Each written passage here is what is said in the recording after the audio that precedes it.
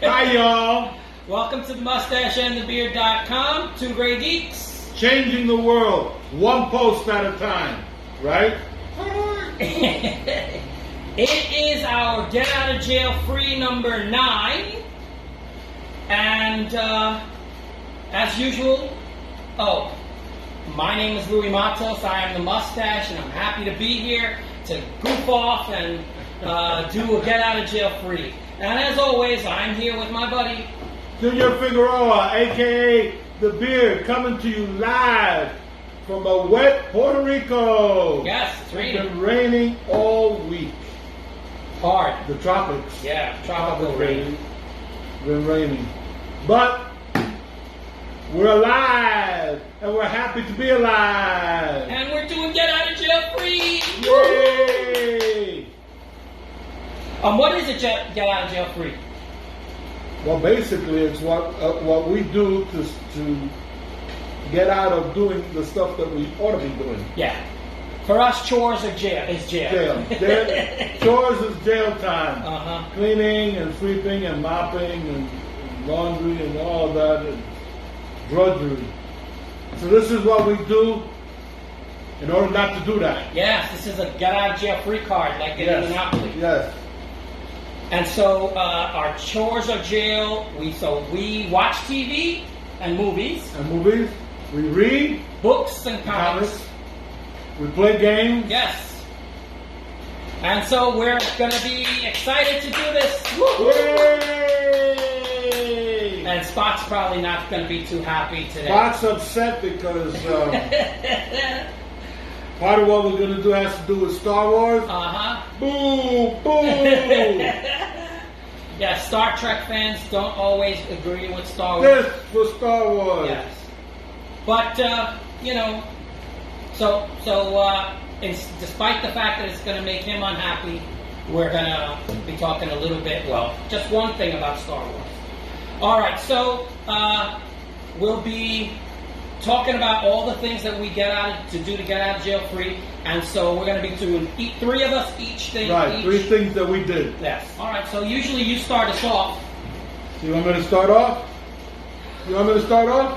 Yeah. You go first. Okay. Spot has a weird voice. Okay, first off, I have a TV series called Invincible. Yes. This is on Amazon Prime, and it is an animated superhero drama action adventure, but it's an adult superhero drama action adventure. It was created by Robert Kirkman, based on the Image comic, also titled Invincible, created by Robert Kirkman and Corey Walker. The series tells the story of Mark Grayson, the 17-year-old son of Omni-Man. Omni-Man is Earth's greatest superhero. Think Superman with a mustache. And at 17, Mark inherits his father's powers and begins to be trained by his dad. On one level, we see the price Mark pays being the son of a superhero, as well as the price he pays of becoming a superhero himself. No more normal teenage life, right? On top of that, we are also introduced to other heroes, such as the Guardians of the Globe, think Justice League, and the Team, sort of like the Teen Titans, but with a lot of the characters are similar to the Legion of Superheroes. The Guardians of the Globe are wiped out.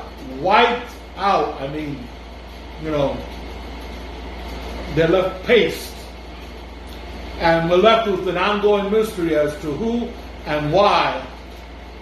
Plus, there is teenage angst, and I'm married to a superhero angst, and I'm the widow of a superhero angst, and he cheated on me angst. There is plenty of angst for everyone, so those of you who like angst should love it. I really like this show. I really do. It's well animated. The animation is good. The characters are likable. They're well played.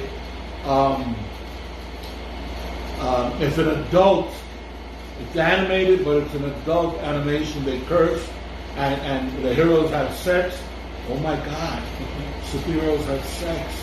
Where do you think little superheroes come from? And it's well written, and you really get into it. You know, you can get it on free on Amazon Prime. So I really like the show, and so I give it 4.5 Gray Geeks. Okay, very good. I like that show too. That's what I was going to talk about. Yeah. Yes, it's bloody and gory. Yes, paste. I thought they got turned into paste. Yes, the first episode shows you a lot of blood and a lot of gore to set the pace for the show. Love the fact that it's created by Robert Kirkman from his comic book. You're right. Also, he uses a lot of the Walking Dead alumni. Yeah. So you have Stephen Young, who is playing Invincible. J.K. Simmons, who plays Omni-Man, the father. He's the bad guy in Oz. He also is Law and Order and the Closer.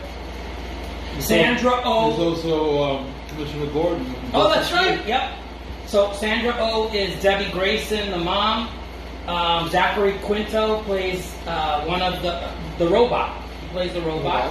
From the team. Yeah. Jillian Jacobs is Adam Eve. Jason Moutsakos, who's a weird-looking guy. If you saw him, you'd be like, yeah, I know that guy. Carrie Payton was also from Walking Dead.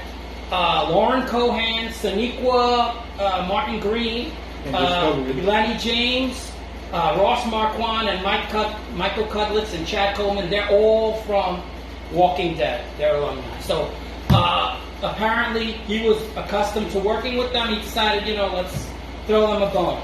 I agree with you. I love this show.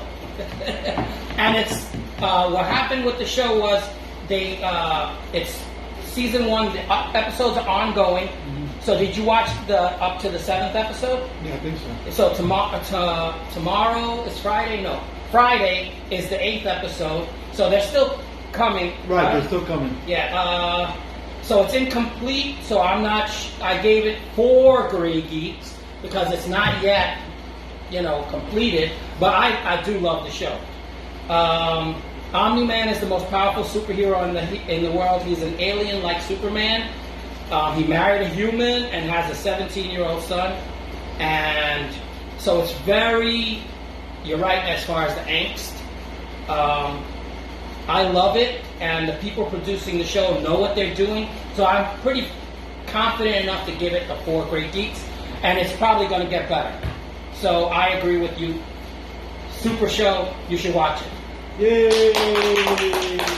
Number 2, I have a book that I read. Oh, a book! I read a book. I finally got my tablet working, and I bought a book for free. I don't know if that counts. Can you buy a book for free? I got a book for free. Yeah. It's called Space Roads, Book 1, The Adventures of Will Calder by John Wilker. Now, Will Calder was an astronaut testing Earth's first faster-than-light drive in an experimental space pod. An accident happens and he winds up stranded on the opposite end of the solar system with no way of being rescued. Can anyone say Buck Rogers? How about Farscape? Years later, Will is now an interplanetary outlaw / smuggler / pirate / mercenary / thief / bounty hunter with a ship named the Ghost, but no crew to boss around. So he goes out and he gets some. Can anyone say Firefly? How about Guardians of the Galaxy? Through no fault of his own, he and his new crew uncovers a plot to destabilize the Galactic Commonwealth, which uses soldiers called peacekeepers. Can anyone say Farscape again?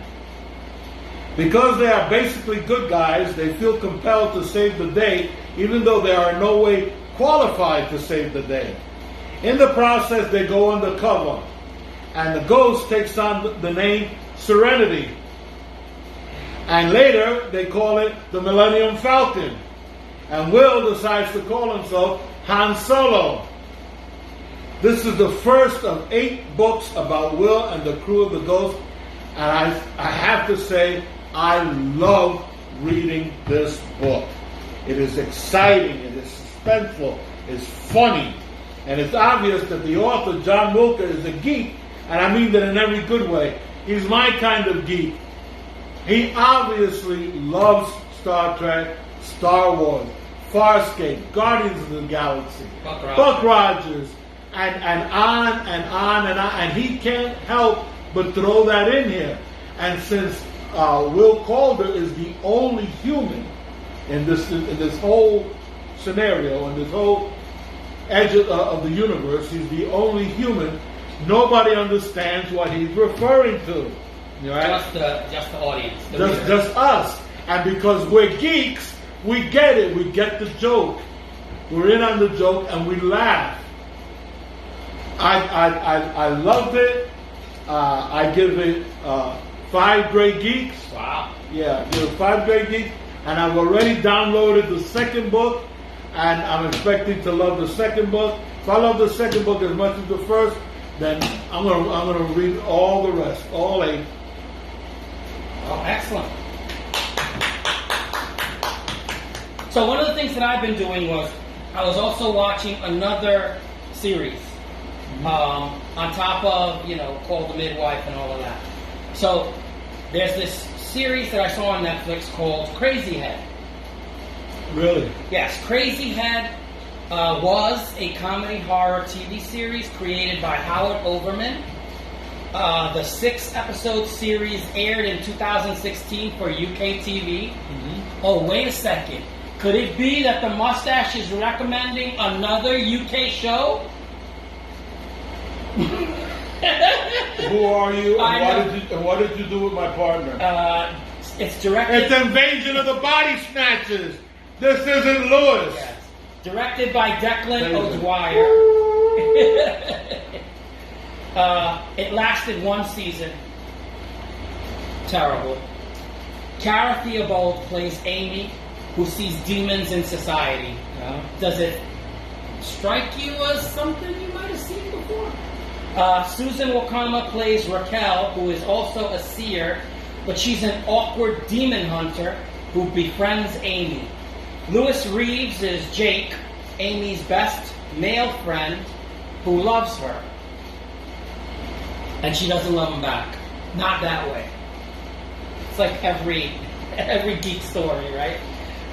Tony Curran. Oh, Tony Curran. Yes. I know Tony Curran. Yes, he plays Callum. He's a powerful demon disguised as Raquel's psychiatrist. Yeah, great actor. It's a very familiar face for UK viewers. Not a spoiler. He's a demon disguised as Raquel's psychiatrist. We find that out in the first episode. Right, so it's not a spoiler. Yeah, so in the first episode it's revealed. It has a lot of dark humor because it's comedy horror. All right. You can't finish for that.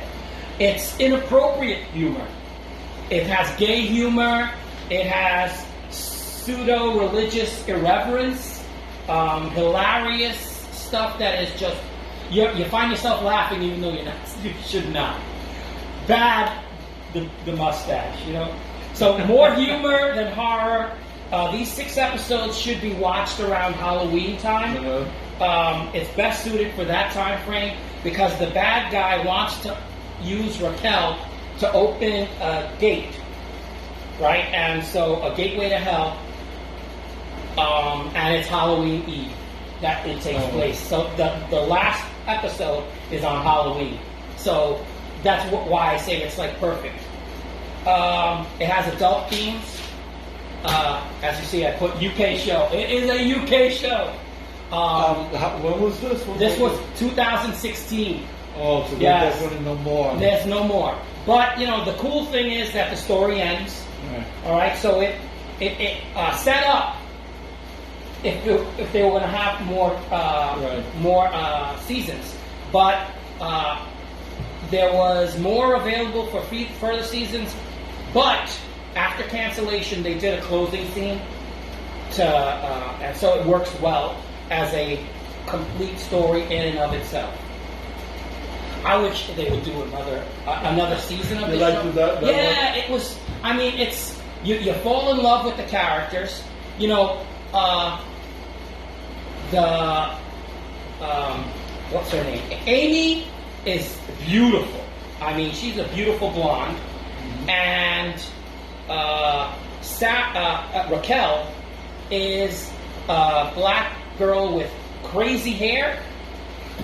But you love her too. I mean, she's so quirky, and you know she's the heart of the show. She's the one that like grabs you. Totally loved both those characters. I would love to see them again. So you know, anybody out there, I think you should watch Crazy Head. It's only 6 episodes, like I said, and it's a great Halloween viewing. So I say 4 great geeks, funny horror. Check it out. Next. You're next. We're next! Yay! Calm down. I don't want you to get excited. Then your ears droop.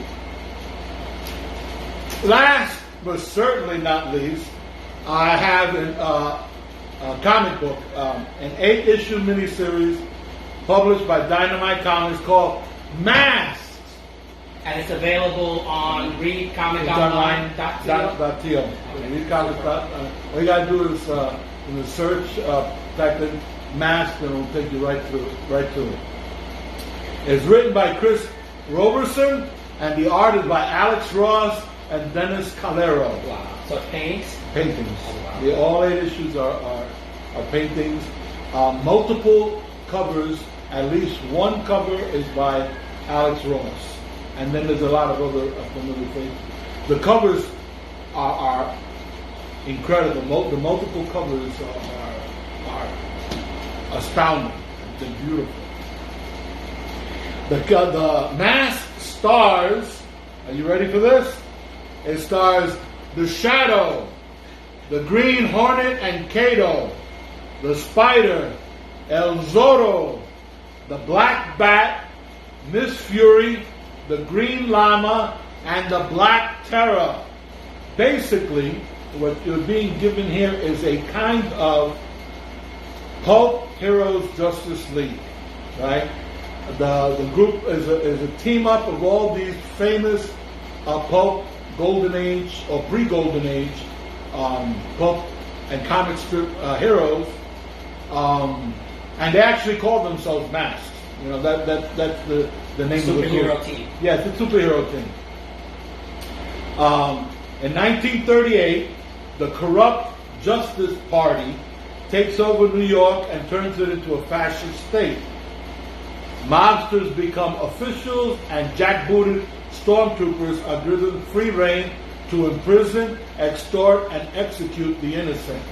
Undesirables are placed in concentration camps, and it is all legal. When the law becomes unjust, justice must be served by outlaws. Love that line.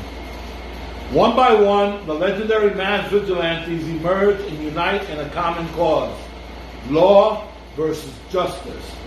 But can the heroes win? Especially when they discover that one of their own kind is the mastermind behind all of this. Let me tell you something. This was perfect. I love reading each issue. I couldn't put it down. Not only was it exciting, not only was it well written, the art, I don't want to say well drawn, well painted, right? But they got the characters down right. And I love little things like, for example, you don't just get the Green Hornet, you get the Green Hornet in Kato, right? So is that all rich white guys in masks saving the day?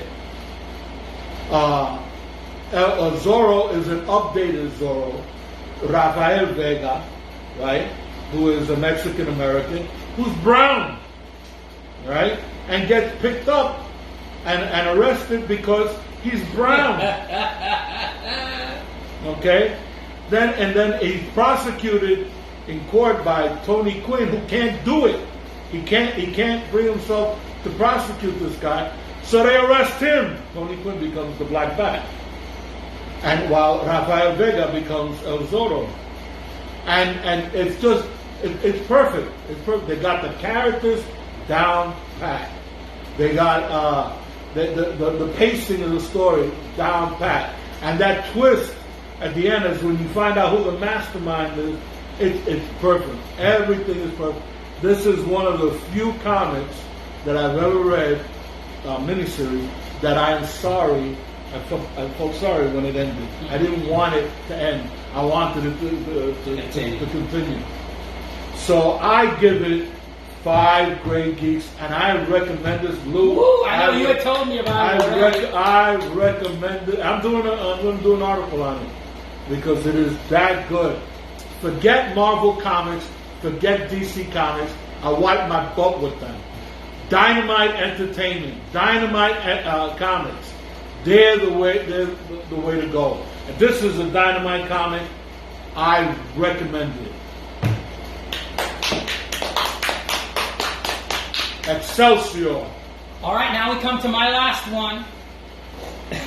Oh, hiss. Zap, zap, zap. All right, Zap. Star Wars Tales from the Mos Eisley Cantina. Don't listen. This book is edited by Kevin J. Anderson. It was published in 1995, 18 years after A New Hope, the 1977 Star Wars.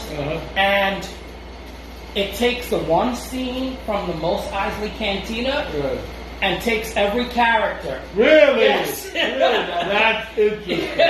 That's so, interesting. if you are into A New Hope, and you know, a lot of people, it's amazing how these stories are taken out, you know, of what happened in this one scene. It's edited by Kevin J. Anderson. It's different, writers. Yes, it's different writers. It's a short story anthology. Uneven, like most anthologies. It's supposed to be. You have to accept that when it's an anthology. Some great and others that are less than great. But even the less than great are good. There are 2 stories about Greedo. Yeah, the one with the Han, that whole Han scene. There are 2 stories about the band. The Mos Eisley band, that all of them. Hey, this is Timothy Zahn. Yes, I'm gonna go. Yeah, one story about the bartender. One story about a Jawa. Dr. Evazan and Ponda Baba. They're the 2 that run across Luke Skywalker and Kenobi. So one of them is the one that gets their arm chopped off. One story about a moisture farmer that is neighbors to Owen and Baruch. You have a story about a stormtrooper tasked to find the 2 droids that are of high interest to the Empire. So you have contributing writers, like you said, Tom and Martha Veitch, Daniel Keyes Moran, Barbara Hambly, who has written Star Trek books, A.C. Crispin, who has written Star Trek books, Dave Wolverton, who also wrote comic books, Kathy Tyers, Timothy Zahn, who is a sci-fi mainstay, Judith and Garfield Reeves-Stevens. Every story is interesting and turns on the same themes of A New Hope regarding the Mos Eisley Cantina, Mos Eisley as a town, in general, and the Cantina in particular. If you are a Star Wars fan, and in particular to the first Star Wars show, the first Star Wars movie, this is something that you would want to watch or read. This is one of the best Star Wars books I've read. So I say 5 Grey Geeks, even though, like I said, uneven, but it is something that you're going to love as a fan. I recently got this, and I got it on the cheap because you can see it's a little beat up. but you could get it. I saw it on $5 for the paperback, and they're in better condition. $5 on Amazon. So, and you're free to check it out. I loved this little bit because it's gonna give you those yayas, those things that you yearn for as a geek, and it will do that for you, especially if you are a Star Wars fan. Yay! Woo-hoo! Okay. As we come to the end of another video, I usually ask you for a wise missive, so have at it. Have at it. I have today a quote by the late, great Stan Lee. And Stan Lee said, "That person who helps others simply because it should or must be done, and because it is the right thing to do, is indeed, without a doubt, a real superhero." With that having been said, we thank you very much for watching our video. I invite you to, if you want to make a comment, please do so. Subscribe is another thing that we ask of you. Share if you have at all found this interesting. We say, my name is Louis Matos. I am the mustache. Junior Figueroa, I be the beard. Say, thank you for watching. Hasta la vista. See you later. And peace.